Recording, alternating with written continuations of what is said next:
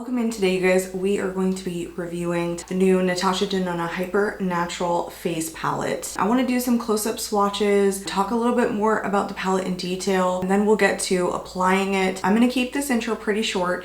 Let's hop into the close-up swatches on this. Okay, let's dive in. I have kind of zoomed you guys in. Let's do some up-close swatches. Let's talk a little bit about this. I did watch a short video on this, and prior to seeing that short video, I kind of thought this was another one of her normal face palettes and I wasn't as interested in it, but something drew me in. I guess maybe I liked the color story. I liked that there were, instead of cream products, there were powder products so that you could mix and match some of the blush shades and the contour shades to throw in the creases, eyeshadows. And I didn't realize that it was supposed to be like a no makeup, eye and cheek essential palette until it came. And then I did watch a video on YouTube of Natasha kind of talking about this. So I wanted to go in a little bit of detail about the palette. This does retail for $62. And as you can see on the bottom here are 4 different shimmer eye shades and then 1 topper. The way Natasha describes it is that she's named these after like moods and occasions. So this one's called Everyday, this one is Dreamy, this one here is Statement, Soft, Casual, and then you have the blush and the bronzer and the contour. She says that this is kind of a corally peach blush that's supposed to be a very universal shade. She also mentions that these are a different formulation than what she's formulated before, that they're formulated with squalene berry flux vita is how I think it's pronounced, and it's derived from raspberry extract, and then Vita Boutique, which is sourced from pomegranate.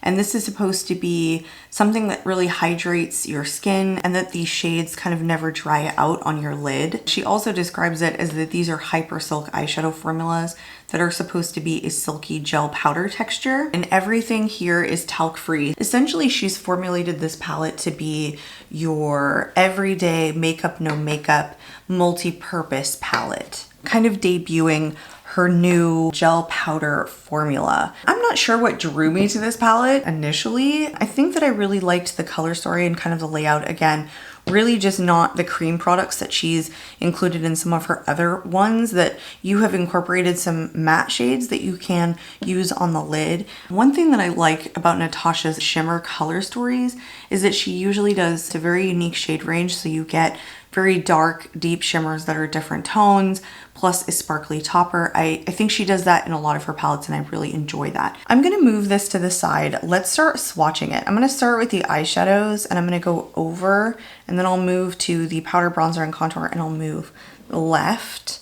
So I'm just gonna move it right here, and let's go into Everyday, which is a very soft shimmer shade.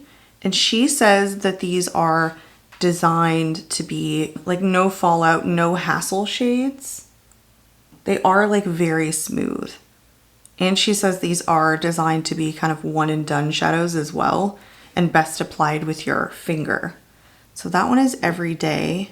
This one here is Dreamy. It's the sparkly topper. Really pretty. Probably put that on really any one of those shades. And then Statement. I feel like she used this one in her tutorial to do as a one and done.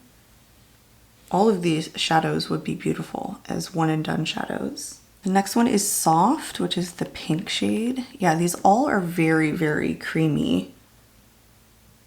That's a very pretty shade. It's a beautiful spring tone. And then this next one is Casual. These are super duper creamy. They could just keep going. They've got a ton of pigmentation to them. So far, these feel amazingly easy and simple. She does describe this palette as basically a hassle-free, mistake-free palette, I think is kind of how she described it. Let's go into the bronzer shades. We'll start with the lightest one. It's a really nice neutral tone. Let's go to the middle one. She did in her tutorial swirl all of these shades together. I think I could use both of those on my fair skin. Let's go into the deepest one next. This one feels like it has a little bit more warmth than the other two. Still very pretty. Now finally the two blush shades. When she swatched this lightest blush, it looked so pale on her skin. Oh, that looks much more pigmented on me than it did on her.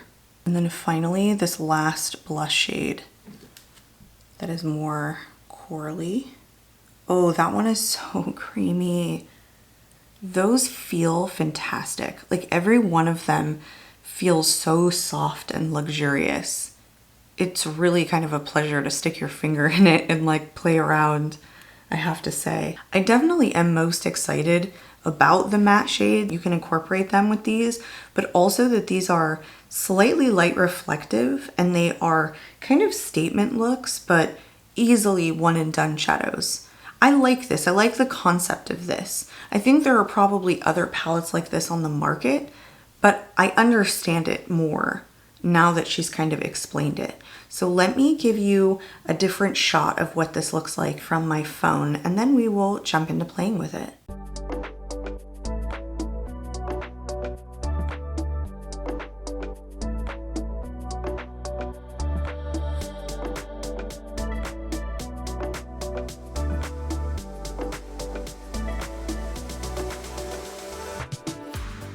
I will be the first to admit that I'm not a big fan of all-in-one face palettes. I personally don't typically get a ton of use out of them. They are nice specifically for travel, but there was something about this particular palette, like I mentioned to you guys already, that this called to me. I can see a very relevant use for me personally, not just in purchasing it to review it to show you guys and give you guys my thoughts. Even the promo photos definitely had me curious and interested, and I like the concept overall of just an all-in-one, super simple, no hassle, makeup, no makeup product for people that are beginners all the way up to people who have a large collection and play with a lot of makeup.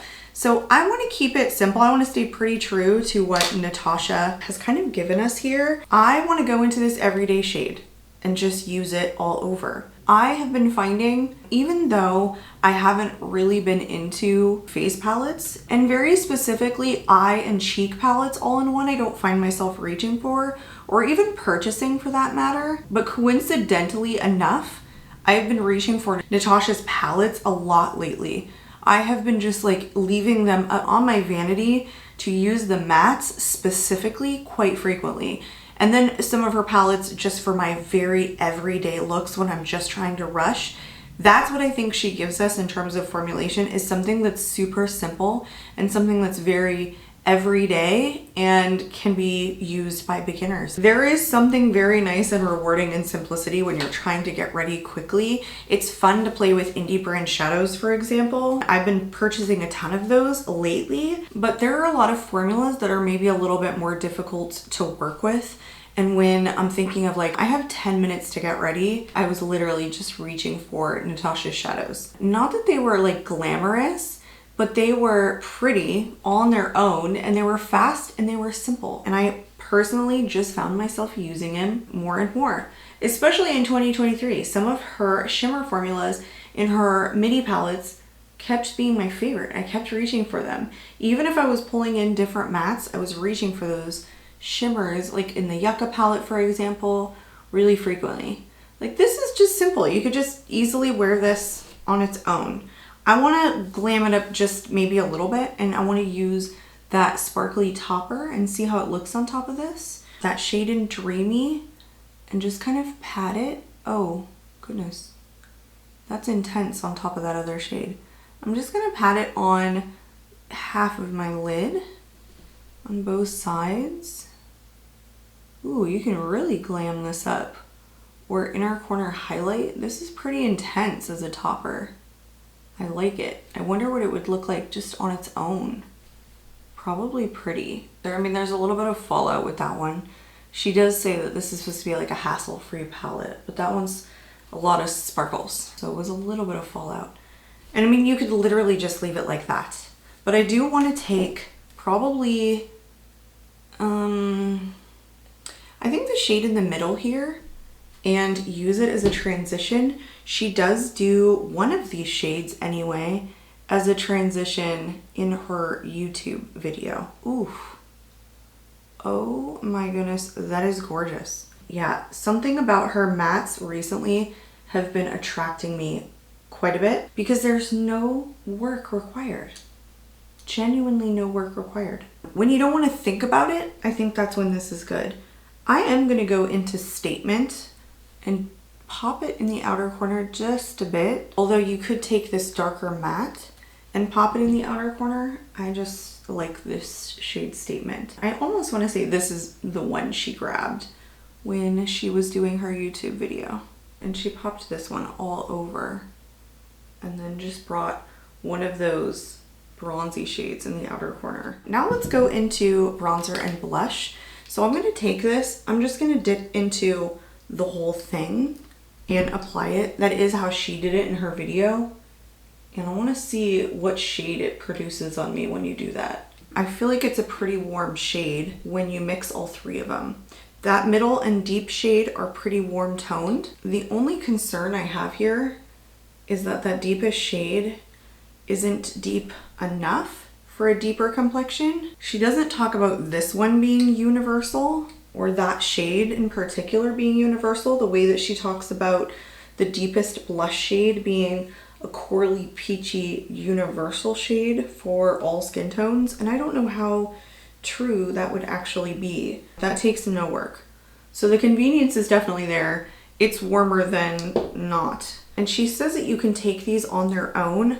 I would just find a hard time getting my brush into one of the shades.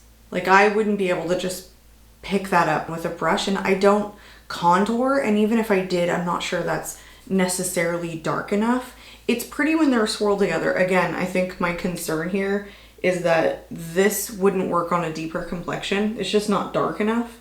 So I mean, that's kind of what this is missing. It's a nice concept, but those two shades, I'm just not convinced we've reached all skin tones with that. I'm gonna dip into a Sigma powder blush brush, and I'm going to tap into both of these the same way that she did and brush it onto the cheeks. I wanna say she might have started with the light shade and then added the pink, the darker pink shade in second as like a pop of color. But I feel like I would just normally blend both of these together. All right, I'm gonna brush this off, and I'm specifically gonna dip into the very light shade to see how it shows up on me, or if it shows up kind of at all with a fluffy brush, ever so slightly. I mean, I'd have to keep really digging in there and working at it to get any real pigmentation out of that light one. It's very mild. Let me dip into just the deepest color and lay it on top instead of swirling them. I think it's an incredibly buildable formula, but that light shade isn't showing up intensely on me. I do feel like you have to use the deepest shade to really get decent pigment out of this, but it's really buildable in that you can really go in with a light hand. It doesn't have to be intense if you're not looking for intense. Again, kind of that makeup, no makeup look and vibe that she's described that she was trying to go for when creating this palette.